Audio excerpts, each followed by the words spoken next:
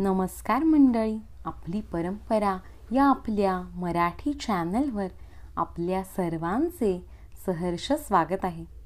मंडळी, मोहिनी एकादशी येत्या रविवारी म्हणजेच 19 मे 2024 रोजी आलेली आहे.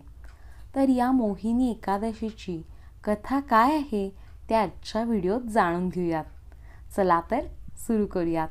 पण त्याआधी आपली परंपरा या चॅनलला आत्ताच सबस्क्राईब करा, म्हणजे असेच नवनवीन माहितीपूर्ण व्हिडिओज तुमच्यापर्यंत सहज पोहोचतील. चला तर सुरू करूयात. मोहिनी एकादशीची कथा. युधिष्ठिराने विचारले, जनार्दना, वैशाख शुक्ल पक्षातील एकादशीचे नाव काय?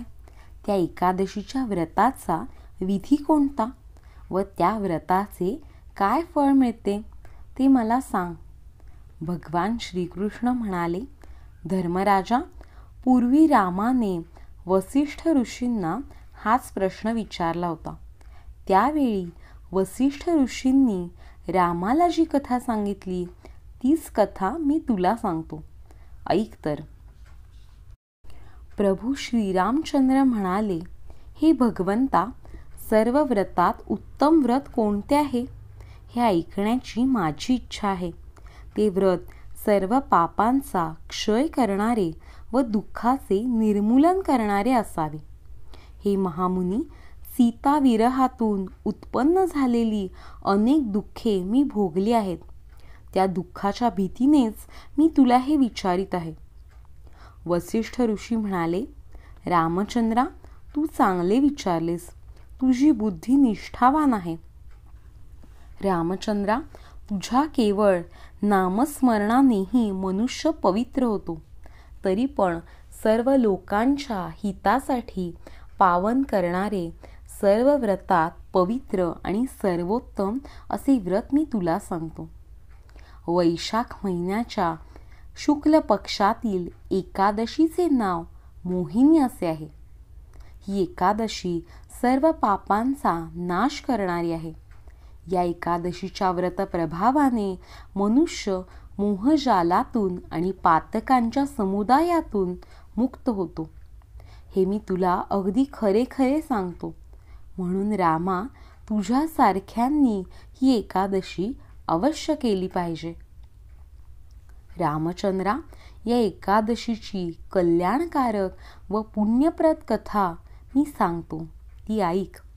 केवळ ही कथा ऐकल्यानेही महापातकांचा नाश होतो. सरस्वती नदीच्या रम्य किनाऱ्यावर भद्रावती नावाची एक उत्तम नगरी होती.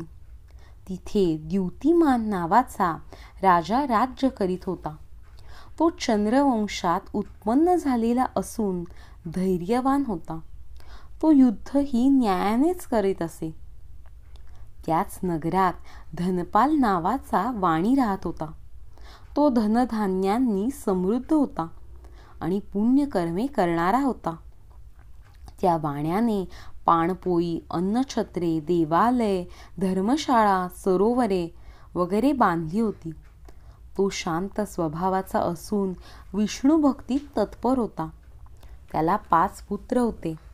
सुमना, द्युतिमान, मेधावी, सुकृती व दृष्टबुद्धी अशी त्यांची नावे होती. यांपैकी 5वा दृष्टबुद्धी नित्य महापातके करण्यात मग्न असे. तो नेहमी वेश्येच्या संगतीत असे. विटांच्या गप्पा गोष्टीत तो चतुर होता. द्यूत वगैरे व्यसनात तो बुडालेला होता व परत स्त्रियांशी विलास करण्याची त्याला लालसा होती. त्याने देव, अतिथी, पितर, ब्राह्मण यांची कधीही सेवा केली नाही. तो नित्य अन्याय करीत असे. तो दुष्ट बुद्धीचा होता व पित्याचे द्रव्य उधळणारा होता.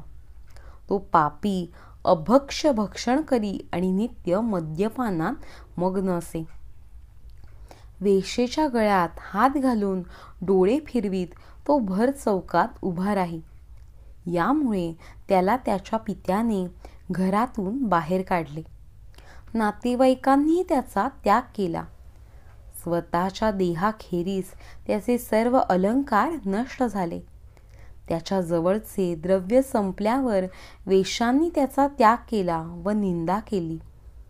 त्यानंतर पुढे त्याच्या अंगावर वस्त्रही राहिले नाही. भुकेने तो व्याकुळ झाला. आता मी काय करू, कुठे जाऊ, कोणत्या उपायाने उपजीविका चालवू, अशी चिंता तो करू लागला.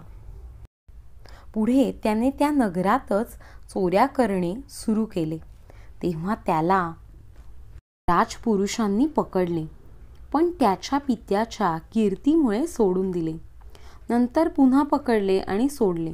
असे अनेकदा झाले. पण शेवटी राजसेवकांनी त्या दुराचारी दृष्ट बुद्धीला बळकट बेड्या घातल्या. चाबकाचे फटके पुन्हा पुन्हा मारले. शेवटी राजाने त्याला आज्ञा केली की अरे मूर्खा, तू आता माझ्या राज्यात राहू नकोस. असे सांगून राजाने त्याला कारागृहातून मुक्त करून हकलून दिले. राजाच्या भीतीने तो गहन वनात निघून गेला. तिथे तो भुकेने व तहानेने व्याकुळ होऊन भक्ष्य मिळवण्यासाठी इकडे तिकडे धावू लागला. तिथे एखाद्या सिंहाप्रमाणे तो हरिण, डुक्कर व चितळ यांची शिकार करू लागला. मांसाहार मिळवण्याकरता पाठीवर भाता बांधून व धनुष्यावर बाण चढवून तो सर्व वनात फिरत असे. तो अरण्यातील पशुपक्षी मारू लागला. चकोर, मयूर, कंक, तित्तीर वगैरे पक्षी व उंदीर यांची हत्या तो अरण्यात फिरून करत असे. याप्रमाणे पूर्वजन्मी केलेल्या पापांचे फळ म्हणून तो तिथे दुःखरूपी चिखलात बुडून गेला. त्याचे मन नेहमी दुःखाने व शोकाने भरून गेलेले असे. रात्रंदिवस त्याला चिंता जाळीत असे. परंतु त्याचे पूर्वजन्मीचे थोडेसे पुण्य शिल्लक राहिले होते. त्या पुण्यामुळेच की काय, एकदा तो कौंडिण्य ऋषींच्या आश्रमात येऊन पोचला. तिथे तपोधन कौंडिण्य ऋषी वैशाख मासानिमित्त भागीरथीत स्नान करून नुकतेच आले होते. शोकभावनेने भरून गेलेला धृष्टबुद्धी त्या ऋषींसमोर गेला. इतक्यात कौंडिण्याच्या अंगावरील स्नानाने भिजलेल्या वस्त्रामधून गंगाजलाचा एक बिंदू धृष्टबुद्धीच्या अंगावर पडला. त्या बिंदूचा स्पर्श होताच त्याची सर्व पातके नष्ट झाली व दुर्भाग्य संपले. धृष्टबुद्धी हात जोडून कौंडिण्य ऋषींसमोर उभा राहिला आणि म्हणाला, हे ब्राह्मण श्रेष्ठा, मी जन्मापासून पापच करीत आलो आहे. द्रव्य खर्च केल्याशिवाय या पापाचे प्रायश्चित्त करता येत असल्यास मला सांगा, कारण सध्या माझ्याजवळ द्रव्य नाही. ऋषी म्हणाले, तुझ्या पापाचा क्षय होण्यासाठी मी तुला गंगा नदीत पिंडदान केल्याचे पुण्यव्रत सांगतो. ते एकाग्र चित्ताने ऐक. वैशाख महिन्याच्या शुद्ध पक्षात मोहिनी नावाची एकादशी आहे. माझ्या बोलण्यावर विश्वास ठेवून तू या एकादशीचे व्रत कर.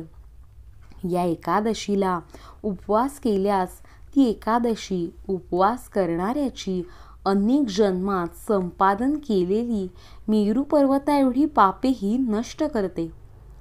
ऋषींचे हे बोलणे ऐकून धृष्टबुद्धी प्रसन्न झाला. रामचंद्रा, त्याने कौंडिण्याच्या उपदेशाप्रमाणे विधीपूर्वक व्रत केले. व्रत केल्याबरोबर त्याची पापे संपली.